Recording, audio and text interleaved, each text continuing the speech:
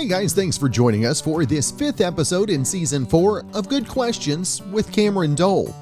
Special guest on this episode is singer-songwriter Adam Hood. We'll discuss his latest singles, Buzzes Like Neon and Varnado, along with his reimagined version of the album, Different Groove. Of course, if you would, please take the time to subscribe, comment, leave some feedback, check out our online shops, and, of course, share with your friends.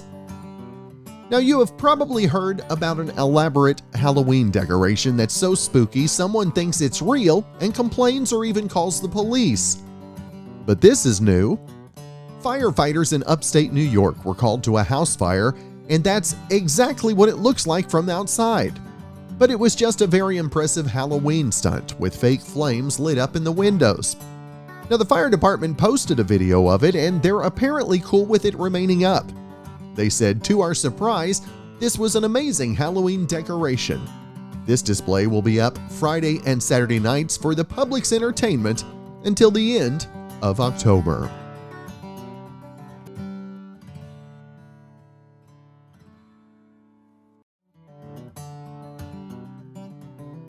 All right, guys, we will have our special guest Adam Hood on with us in just a moment, but before that, have you ever grabbed a few squares of toilet paper and been frustrated because it didn't tear away in a neat line?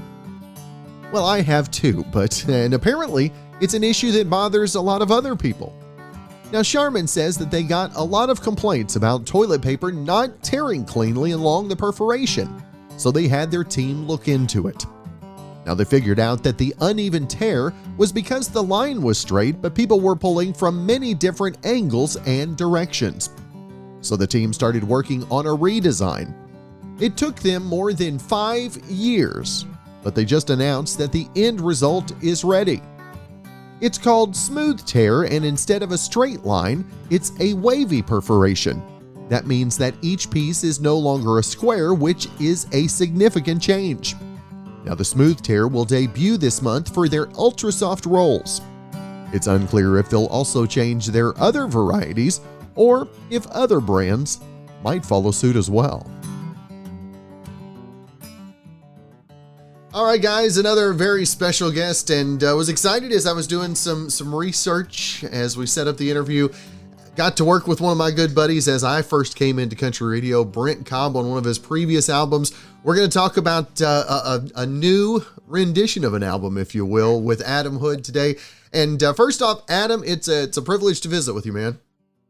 Likewise. Thank you for having me. I appreciate you having me on here this morning. Thanks. Now tell us about the new single's been out there for a few weeks, the new album as well, or the re-envisioned album, if you will. And for you, I love the reading that I did about the album and what redoing this means for you, and how much more heart are you able to give those songs maybe than you were on the original project?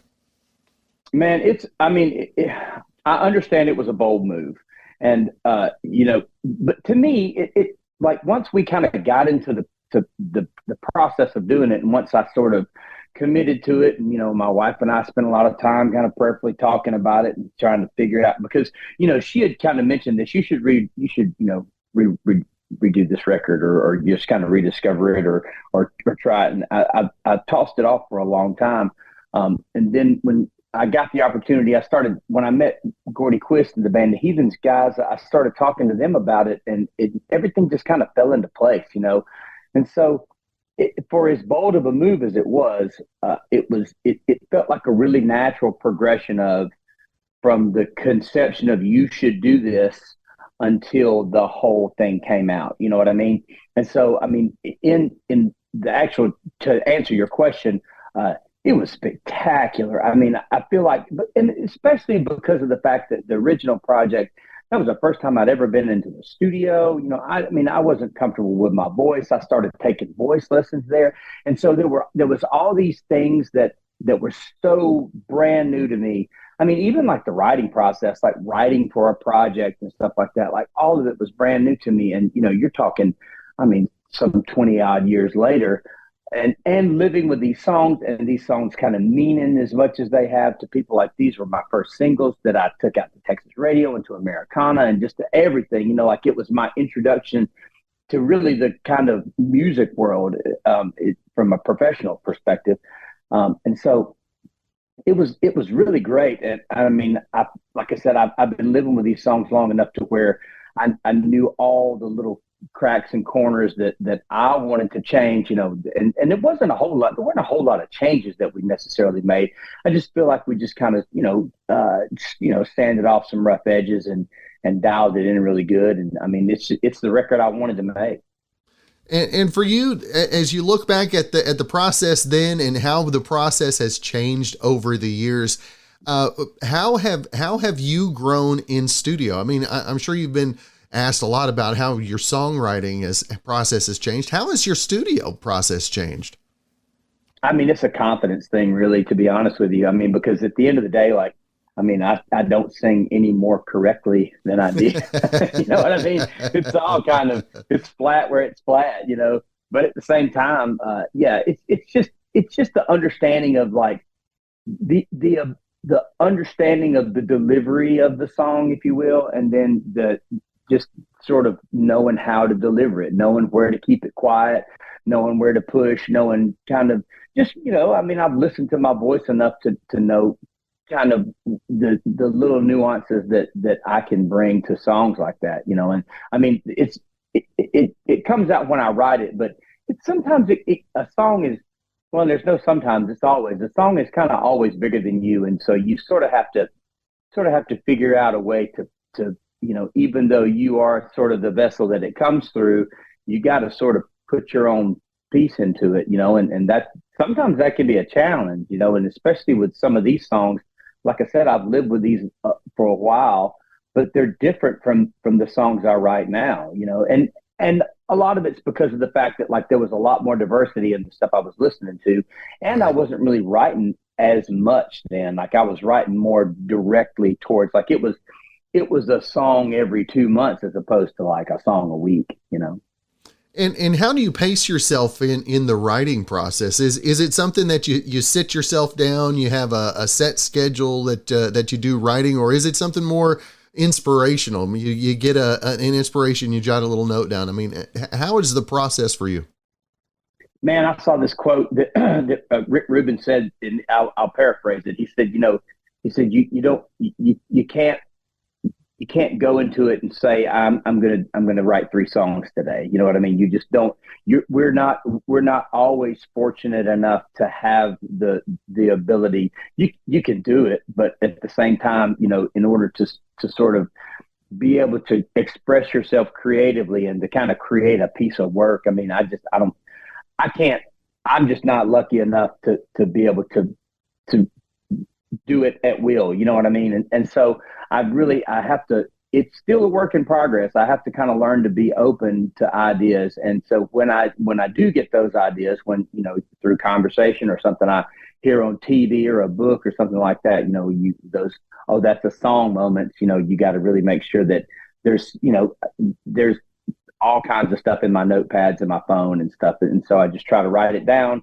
And then, once I write it down, there's usually time and place where I can, that's kind of the reason why I go to Nashville. I mean, I go to Nashville to write, if nothing else, and so in those times, if I have one writing appointment during the day, well, I can, let's say 11 o'clock, I'm done by 2. I try to go back to the apartment and just sit and take those things that I've written down and pilfer through them and say, okay, this is good. Or just, I don't know, just kind of see what strikes me, and then create some form of music to it. And that's a piece of a song, And to carry the genre, the Southern roots sound, the Southern country roots sound for you, where you talked about getting the voice lessons earlier. I mean, how much did voice lessons change you, or were you able to kind of go a little bit more inside yourself as over the last 20 years to build the voice and the sound, if you will? The lessons, the thing is, and here's a misconception about vocal lessons, and this was my misconception at the beginning too. It was you think to yourself that it's going to change the way you sing, and yes, it is going to change the way you sing, but it's more for a preservation's sake. It's more so that you can, that if you got shows on Thursday, and then you got shows on Saturday that by Sunday you still got a voice, and Right. so it's really for the sake of just kind of it's more like it's exercise, it's strengthening the muscles, it's learning how to breathe, it's learning how to sort of, and in doing that you can I've been able to, but it creates a control basically, because the exercise sort of strengthens the muscle. I can create a control to where I at least can get a little closer to singing the things I want to sing the way I want to sing them. You know what I mean? For whatever that may be. Like I said, it may come out like hillbilly. I don't know, whatever it is. I don't know, but nonetheless, at least I can get my point across and sort of, like I said, just make the delivery what I want it to be. Now, when you work on a project for yourself or a songwrite that is intended for yourself, is that different whenever you're looking to write for yourself, and rather than just sitting down to write for maybe whoever, if you will? They turn out that way. I don't necessarily go into it that way. Again, like I said, it's really just kind of it's grabbing ideas out of the ether and then trying to create music out of the things that you hear. And so, it turns out that way though. And a lot of it just depends on who I'm writing with and the time, if we're working on a record, then we're working on a record, and so,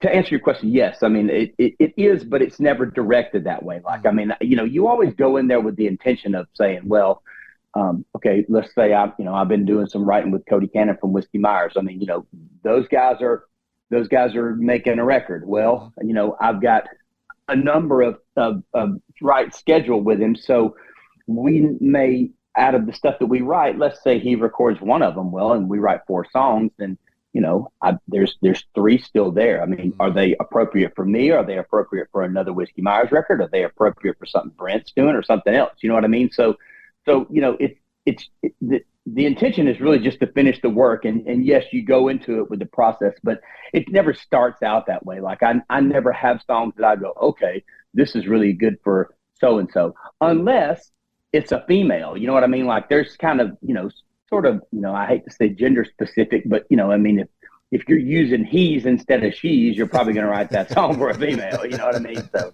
anyway, that's funny. Now, do you have any that you've had put away that you're looking to push over to the Swift camp?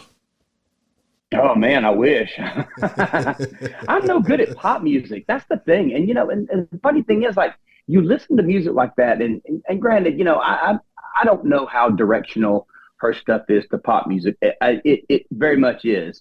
However, you listen, the best pop songs they're just great songs, and you listen to them and you go, man, that is really so eloquently said, but so simple at the same time.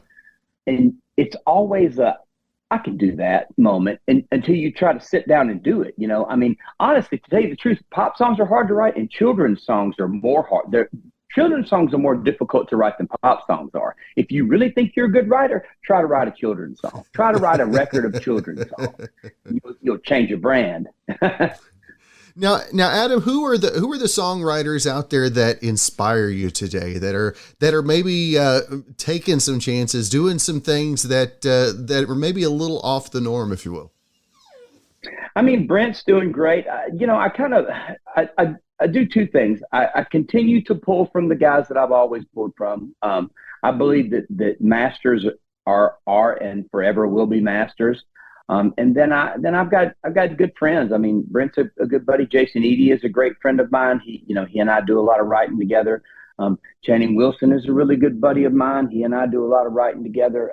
And then, but I still go back to John Hyatt records. I still go back to Delbert McClinton records. I still go back to Jackson Browne and Guy Clark and stuff like that. I mean, there's just, man, I was thinking about it today. Just Guy Clark's approach to songwriting, there's just a depth there that you can sort of, you can pull from that for the rest of your life. You know what I mean? Like it's, there's direction there, but there's always kind of happy endings and there's just, just good moments. You know what I mean? And it just makes for great music. And so I feel pretty fortunate in the fact that I've found the music that I've found early for inspiration's sake, and then I've got buddies that I write with that kind of, we're all like minded. That's cool. Now, the couple singles that released, Buzzes Like Neon and Varnado, for you, is one maybe a little more special to you in maybe the memory of that song? Varnado has a better backstory, but Buzzes Like Neon sort of had a lot more staying power. You know what I mean? Like Mm-hmm. it was the one to where, when we kind of started playing these songs out leading up to the original release of the original record, and then throughout all these years, Neon has really kind of stood out a little bit more. It's the one that people have related to a little bit more. But I think Varnado has a lot more interesting of a backstory. And I know we're going to go back an album here, but as I was listening to music over the last week, as we were leading up to this, I was picking up some different songs, and the one that's been sticking to me, because I told you how we've had life has kind of hit us over the last year and a half. Yeah. Broke but not broken, man. I wanted to give you a chance to talk about that song, because dude, that just hit me right in the face. Well, thank you, man. I appreciate you saying that, because I've been doing this recently. We did it before the Bad Days Better record. We've done it during the re-recording of the Different Groove record, and then I'll probably do it again this year. I wound up going into the studio and just kind of cutting these 2 or 3 songs. Well, when we were recording Different Groove, I did like I said, I did it in Austin at the finishing school, and I wrote that song with Jason Eady, and so he was at the finishing school. The studio is at a house, and then there's a house next door where you stay. Okay, so Jason said, "Well, I've got nothing to do on Wednesday. Why don't I just come by and let's try to write some stuff? I got a record to make. Let's do some stuff, this, that, and the other." And so he came in, and we had that song, and we had another one, and I mean, it's funny because, man, that song, it kind of wrote itself. And again, it's another example, of you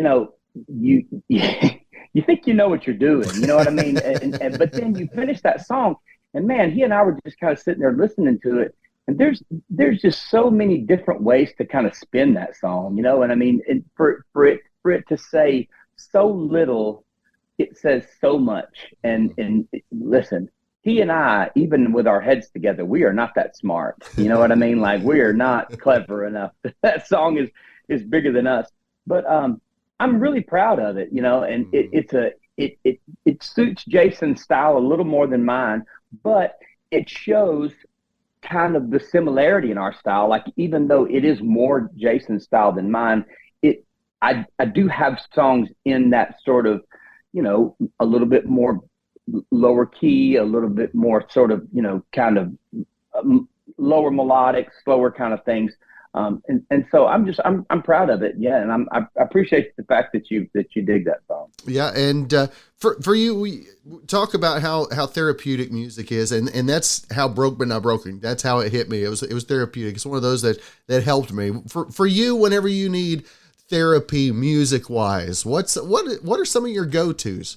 What are some of your go-to songs that you plug in? Oh man. I mean, the whole writing process is kind of like breathing, you know what I mean? Like, there's kind of anxiety that builds up, and then you finish a song, and it's a real burden lifted, and so, I mean, just that process is great. I mean, as far as like listening to stuff, oh man, let's see. I'm trying to think of some stuff that I've been listening to. I can always go back to Stones records. I can always go back to that kind of stuff. And like I said, I mean, the Guy Clark records is just there's a depth and just kind of a perspective on life and music and stuff that I can really just pull from. That's cool. Now, what's the next project? What's or the current? I mean, there's never a next project. You're always working on another current project, right? I didn't realize that I had to work at such a pace. We were talking about this the other day, and I mean, Band Days Better has only been out a year. You know what I mean? So like we're already working on a new record. I mean, you and I have been around long enough to where, it used to be a 3-year process, Yeah. and now there's like a 12-month process, Hmm. which is fine. I mean, I realize that I cannot operate at this level, or not this level, but I can operate at this pace. I just never have had to. You know what I mean? So, Right. um, I mean, I'm still working with Brent, and we're gonna go back in December and try to cut some more songs and kind of see where that leads. I love the stuff that he's doing. I love the fact that we're recording. He's been doing a lot of work with Capricorn and Macon. Hmm. I just never thought. You hear of those studios all the time. I mean, we live in Tuscaloosa, Alabama, so I'm about an hour south of Muscle Shoals, and as much as I've recorded in Nashville and as efficient as their efforts are, and just you can. I mean, I've made a lot of great music in Hmm. Nashville. Hmm. It's cool to have a place like Capricorn that is off the beaten path. Number one, number two, historical. Number three, that room is magic, man. I mean, there is a reason why it is as legendary as it is. There is magic in that room. And I think Brent's got it dialed in, and we talked about it a lot. And yeah, we're going to go give it one more shot and see what happens. And if we go in and we give it one more shot and it's great, we'll put that record out and we'll go give it another shot. You know what I mean? So that's, just kind of just taking one step in front of the other, really. Now, over the last 20 years, we've seen so much change in the music industry, and social media has popped up for us. And Adam, how much of a challenge, and which one has been the most challenge for you? It has been an adjustment. Yeah. Man, my wife is a force. She's really kind of, I think she has a knack for the whole social media thing, and also is a good driving force and somebody that can kind of keep me in line and sort of help me think through things that I can't think through on my own, and kind of give me ideas that I can't come up with on my own, and sort of help me plan strategies and posting times and things like that. And so yeah, I mean it has been a challenge. But I mean, if you don't accept challenges and you don't stay open to things, you don't grow. And so I just assume take it, and it's kind of fun. I mean, the cool thing is about social media, and the cool thing is about the streaming process is the fact that you can specifically see exactly how many people are listening, and who they are and where they're from and what time they're listening to and what age they are. You know what I mean? Like you can really, if you want to get into it, you can really target your audience. I mean, the people that comment on my post, I notice are people that I know them. And even if I don't know them and they comment on my post, I see them at shows. Like let's say someone comments on something I made yesterday and then they come to a show. I know that person. Yeah. And I know that person through social media. And before then, there was not that opportunity. There was no way to specifically get to know your audience and get to know, I mean, the names and homes and really exactly who is my music reaching. And if you can do that, I mean, my manager, Ben Ratliff, said the same thing. He said, the guys that have really sort of stood the test of time, the Willies and the Whalens and guys like that. I mean, they didn't have, they didn't have any marketing strategy other than just delivering their music to their fans and trying to make sure that, they just gave them the best, the most honest version of what they do to the people that are listening, and just kind of take care of the people that are taking care of you. And this is the best way to do it. It really is. There's no better way to do it. And so I embrace it. That's cool. And that last line, one of the lines you said in there, was one of the descriptors I would say about your music, and that is honest. And for you, being so honest in your music and transparent, if you will, in your songwriting, did that come natural, or was that something you really had to work on? Yeah, you got to work on it. Yeah, I mean you got to learn how to work on your honesty without airing your dirty laundry. You know what I mean? That was a hard lesson to learn, because it was easy for me to be honest, but it was not easy for me to learn how to be honest and not hurt anybody's feelings. You know what I mean? And that's a hard lesson to learn when you want to be honest, because at the end of the day, I didn't start writing because I wanted to be a star, like we were talking about. I mean, I started writing because I had stuff to get off my chest, and I had to learn how to get it off my chest without hurting anybody. And the best way to do that is just to talk about yourself, really. You know what I mean? To just say, well, here's how I feel about it, not here's how you should feel. Here's how I feel about it, whatever it may be. And then in doing that, try to take the I out of it so that it's not so personal that no one else can relate to it. You know what I mean? Like this is, instead of like, this is how you should feel, here's how I feel, I hope you feel the same way. You know what I mean? And that's a process. You know, it took me a long time in doing that and trying to make it rhyme and trying to make it interesting and just trying to make it not only interesting but conversational and not talking over anybody's head, and let it be poetry without being poetic. And you know what I'm saying? Just the whole thing. It's man, there's a lot to it. He said there's a lot to it. There's a lot to it. If you want to write good songs, there's a lot to it. That's right. That's right. Well, Adam, I always want to make sure and let our listeners and our viewers know where they can keep up with the new album, the upcoming albums, all the previous music, obviously YouTube, socials, all that as well. Everything is available through my website. If you go to adamhood.com, there's merchandise, there's links to all my social media, there's videos, there's tour dates, there's anything that you would want is available at adamhood.com. And so, and we're out on all streaming platforms. We're out on all social media outlets. And so, yeah, if you want to know, just go to adamhood.com and you can pretty much find it there. Well, that's good stuff. And Adam, it has been a privilege to have the chance to meet you, get to know you a little bit better today. And hopefully we can do it again real soon, brother. Likewise, Cam, I appreciate it, man. Thank you so much for having me. I've enjoyed the conversation.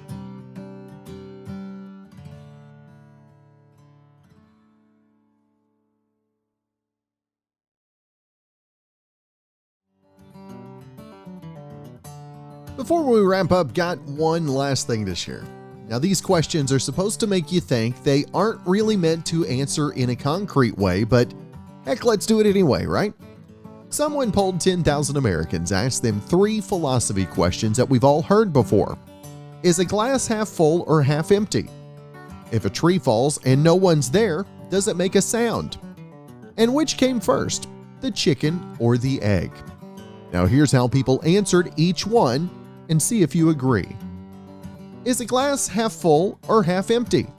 61% said they usually think of it as half full. The older you are, the more likely you are to agree. Number 2, if a tree falls in the woods and no one's there, does it still make a sound? Now we're pretty unified on that one. Only 8% said that it doesn't. And number 3, which came first, the chicken or the egg? We're pretty divided on this one. 44% said the chicken, 32% said the egg, and 24% couldn't decide. Now, for what it's worth, actual biologists have tried to answer the chicken-egg question, and even they can't decide. Well, thanks again for joining us for this 5th episode in Season 4 of Good Questions with Cameron Dole. If you ever have a comment, question, or anything else you'd like to know, you can hit me up on the socials on Instagram, X, formerly Twitter, TikTok, and Facebook at The Cameron Dole. You can also subscribe to my YouTube channel, Cameron Dole. If you have a special guest idea, be sure and email me, gqwithcam@gmail.com. Well, do want to say thanks to our good friend Brandon Allen. He came up with this theme music when we started season number 1. We're still rolling with it, so we'll let him play us out and hope you guys have a great weekend.